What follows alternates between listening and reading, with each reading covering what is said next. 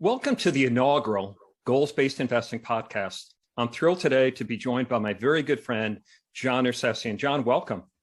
Thanks, Tony. I'm pleased to be here. So we're going to talk today about a topic that is near and dear to both of us. Goals-based investing is really kind of premised on the idea that modern portfolio theory has certain flaws, and that behavioral finance, something that you and I care deeply about, identifies some of the problems that we know investors and advisors have, but sometimes struggle with. So let us dig into this whole notion of behavioral finance, and then more specifically for advisors, how they can become a behavioral coach to help clients through this. So help us with kind of the basics here. What are the basic sort of behavioral biases that we see so often in the marketplace? Start with that. So the concept of behavioral science or behavioral finance, Tony, gets to the point that you just made, that in theory, when we examine information and we interpret it rationally, logically, we would, in theory, draw the right conclusions, those conclusions that give us the greatest probability of successful outcomes. That's the way it would probably work if we were robotic. But the truth is we're not. We're human beings, and we're subject to biases, both cognitive and emotional biases, that sometimes cause us to make decisions that are suboptimal. What are some of these biases? We see them every day. There's the concept of recency, right? We have a tendency to over-allocate money to asset classes that have performed well recently, assuming that that trend will continue. Overconfidence. We all think that we're better at a certain task than we actually are. I exhibit that on the golf course every day. I take shots that are probably beyond my capabilities, but in the back of my mind, I hope or I assume that I'm capable of executing them. Loss aversion. Right? This whole premise that it hurts more to lose money than it feels good to win a similar amount. And that causes us to do a number of things that are kind of counterproductive. So those are some of the common biases that affect, by the way, Tony, not just investors. We're not intending to be critical of the retail investor. We're subject to them too, as financial advisors or professionals. We all have those sort of biases, and it's something that I think we all struggle with, especially when the markets get volatile. And all we need to do is think back, 18 months ago, it was clearly a period of time where emotions were driving a lot of behavior rather than logic. If I kind of want to pick up on that loss aversion, though, because I think that's one that is so ingrained in what we think about. But a friend of mine, I got a text message from my friend Samantha this morning, who was reading my book, and she was going through the chapter on behavioral biases. And she said, I don't really understand, if we know that all of these exist, if we know that clients exhibit loss aversions and we as investors exhibit loss aversion, why does it persist? Won't we overcome it over time? And I had a response, but I'd be curious what your response is to that. Absolutely right. So we've done a lot of reading on this subject in theory, right? We as professionals, obviously your book does a great job of addressing behavioral bias and the valuable role an advisor can play in providing behavioral coaching. But any one of the biases, we read some of the great books that have been written, Nudge by Thaler, or Thinking Fast and Slow by Kahneman and Tversky. I mean, there's some really great work out there. And so we're aware of its existence in theory, but the problem is, Tony, we don't make decisions in a vacuum. We make them as emotions are running high. We make decisions during periods of market volatility, and it's the emotional being that kind of gets in the way of rational decision making. I'm curious, what's your interpretation as to why these biases are still present, even though we know they exist? We're emotional beings, and we do respond to that emotional stimuli, even though in the back of our brain, we know it's not the right thing to do. I want to pick up on a point that you made, though, that I think is so important. And as I was putting together the book, and thank you for all the help, you helped frame a lot of the thoughts around this topic in particular.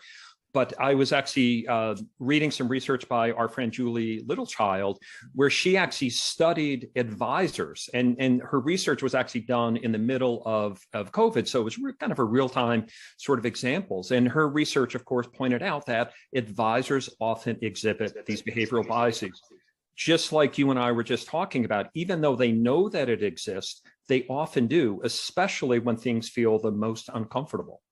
And I guess the question I'm going to have is, and this is something, which is really the purpose of doing the podcast here today, is how do we help advisors and how do we help clients right? I think so much of the great research that you and I have, read, the Thaler's and the Kahnemans and all, that's all theoretical. But you've done a terrific job really helping advisors think through the practical side of it. How do we practically get them to overcome these biases and do a better job preparing clients for the inevitable? And the inevitable is we will have more volatility. Yeah, Tony, let's talk about the problem, and then let's talk about some practical solutions that we can provide to both the advisory community and the investor community. So the problem is that behavioral bias does get in the way, and there have been some great studies done that actually quantify the cost of poor decision making. You're all familiar with the Dalbar study, investor returns versus investment returns, or for those of us who studied or teach CIMA, it's the time-weighted return versus the dollar-weighted rate of return. It's not a criticism or an indictment of the retail investor. It just is what it is. We have a tendency as investors to underperform the return of the market because we make poor decisions. We wind up over-allocating money to markets after they've risen. We wind up abandoning our strategy and withdrawing capital, reducing our risk exposure after periods of market decline. So the problem exists, right? And so the question I think that you're asking is, what can an advisor do to help improve outcomes? Well, I am very much a believer that the role of the advisor goes well beyond modern portfolio theory and traditional portfolio construction, evaluating the statistics and the metrics that we often rely upon. There is a huge opportunity for advisors to provide tremendous value through behavioral coaching. Let's talk about some of the things that an advisor can do. Number one, we love the idea of keeping things in the right context or perspective. We have a tendency to look at short-term market returns. We've got to remind clients of the probabilities of successful outcomes when they take a longer-term view. Second approach is one that you advocate so well in your book, goals-based investing. How about instead of looking at all my resources in aggregate, like in March of 2020, I compartmentalize, if you will, my various financial goals, and I immunize them by setting aside certain dollars with a certain risk profile and a certain time horizon, knowing that even if markets exhibit volatility, I've immunized the front end of my liability stream. That allows me to sleep better at night. That allows me to maintain, if you will, a long-term perspective. Another one that I know you wrote about extensively in your book is the idea of developing an appropriate framework, whether it's an IPS formally for an institutional client, or even something as simple as an asset allocation or financial plan. Having, if you will, a predetermined approach, a methodology, if you will, a guidepost that we can refer to during periods of market volatility can help us keep the investor on track. And John, when I was working on the book, you were kind enough to spend a little time and kind of walk me through some of the things that you're experiencing when you're working with advisors. And one of the things that really struck me is this whole idea of framing. And in particular, asking the right sort of questions, right? So we all kind of know that we should be probing to understand the way the clients respond to risk, but I thought you did a really good job of kind of thinking about how to frame the question appropriately and what sort of questions really elicit the right sort of responses. Framing is a great technique. We don't do it maybe as often as we should, or think about it as often as we should. Stop and think about this, Tony. Let's assume that you and I are of the same age and the same financial condition, but you and I are very different emotional beings.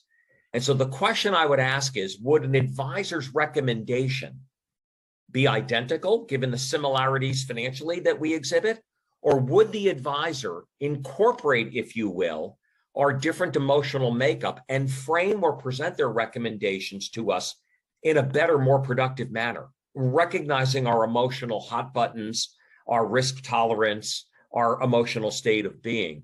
Framing can go a long way in helping to overcome some of the biases that are exhibited. It can work for us and it can work against us. A successful advisor will incorporate appropriate framing into their recommendations. One of the ways to do that, of course, and you referenced this a moment ago, is by asking the right questions.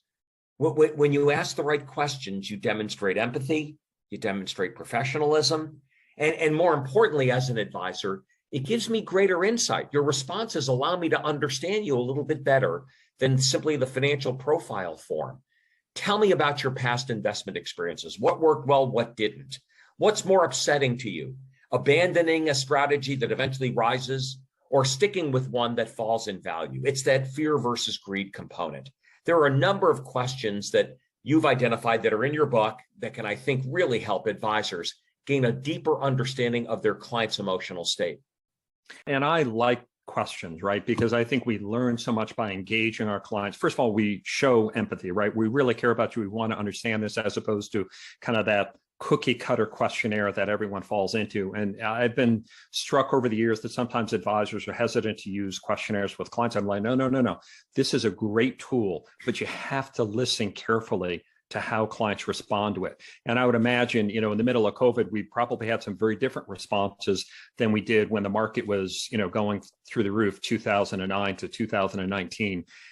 The other way of framing it, which I think is interesting, is the data that we use and the way that we present it, not to fool clients, but give them more of a fulsome sort of look of what's going on. And in particular, I think we need to engage clients and really speak to them about some of the volatility and the risk. Let's not surprise them. Let's not have them assume that markets go straight up. I think the better we prepare them for the inevitable, the better we talk to them about, yes, the markets do go down, but that often provides an opportunity to rebalance. And in fact, maybe we do better over the long run by having that longer lens. What are you seeing with your discussions with advisors? Because I know you use some great charts too to kind of elicit the right sort of responses. It goes back to your idea of framing, right? So maybe instead of having this client focus, if you will, just on the returns this quarter, this month, or this week, if we can keep things in the right context, that may allow us to engage the clients in a more productive path to financial success. I think a large part of the advisor's role, Tony, is instilling discipline, right? The investing world is undisciplined. Maybe one of our contributions is to provide some guardrails, some methodology, some discipline that prevents the investor from doing things that are counterproductive. I'm a big believer that the greatest cost to today's investor, it's not the 50 basis points a year their financial advisor charges them. Their greatest cost often as an investor is the cost of the bad decisions they make in an undisciplined manner. And so there are a number of different things that are tried and true that can help investors instill some discipline into their methodologies. Number one is to diversify. Right? Diversification implies that I reduce the overall volatility of my portfolio. And when I reduce that volatility, two things happen. Number one, I know that financially I achieve better outcomes, but more importantly, emotionally, I'm less tempted to do something that is foolish.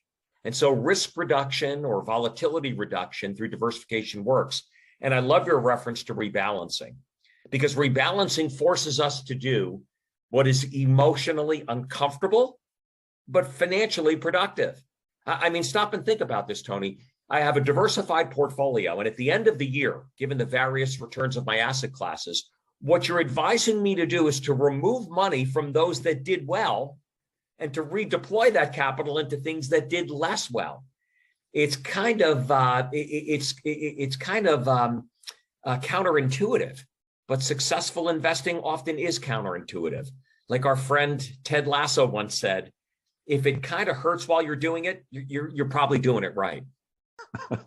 I want to go back on this whole notion of behavioral coaching, which you and I, have both spoken and written about quite a bit over the years.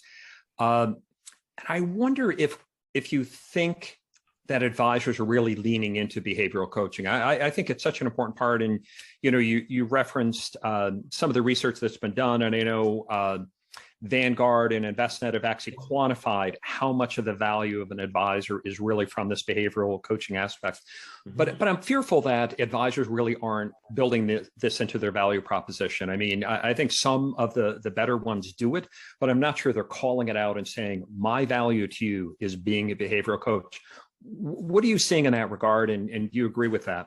I much agree with your premise that sometimes we take for granted, we assume that the client, maybe the inexperienced or uneducated client, immediately recognizes who we are, what we do, and the value associated with it. And I think that's a mistake. But there are two absolutely required characteristics. Number one, competency. I come to you as my financial advisor because I know you have the intellectual depth and competency to help me with portfolio construction and tax minimization and retirement distribution and charitable giving and everything else that you bring to the table, I expect you to have the knowledge and the competency required to help me and my family make these very important decisions in my life. But there's something else that you have to be good at. In addition to providing the great advice, you have to be able to communicate the value of your advice. One without the other doesn't get me very far. If I'm very competent, but I lack the ability to articulate the benefits of my competency to an investing public, I'm going to do really good work for 3 people. The flip side's also true. I can be a great marketer. I can be effective in communicating my value, but if the real value doesn't exist, my clients are going to become disappointed. So I'm with you. It's not just sufficient today to be able to provide the kind of advice that investors seek. You got to be able to communicate it and quantify it. The Vanguard, InvestNet, and Morningstar studies all did that really effectively. They looked at a variety of different functions that the advisor plays, from retirement distribution to tax minimization to portfolio construction. And a key contributor, to your point, was the behavioral coaching aspect. And I agree with you 100%. I think it's table stakes. All the investment stuff is table stakes. Clients expect that from you. Otherwise, they're going to go to a robo offering.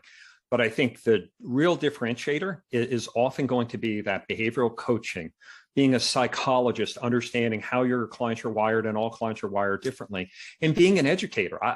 You and I are educators. We've spent our whole career educating both clients and advisors. I think advisors need to lean into that a little bit more and saying, my value is helping you when things feel the most difficult, when things feel the most distraught and out of control, is when you in fact need my advice the most. And I would argue that when we've gone through a period like we've just gone through, advisors should be reminding clients, I helped you through the difficult period of time. Your temptation was head to the sidelines, but by keeping you in that market, look at your portfolio to now. Look at how you're aligned to meet your goals over the long run. So John, thank you so much for sharing your insights. Obviously, you've been doing this for a very long time. I think it's really important for advisors and investors to really understand that we are all emotionals. We have this tendency to act on emotions, but you're so right in being disciplined, sticking to it in good time and bad provides the highest likelihood of achieving everyone's goals over the long run. So thank you so much, John. My pleasure, Tony. Thanks so much for having me, and congratulations once again for your book. It's a great piece of work. I'm so happy for you.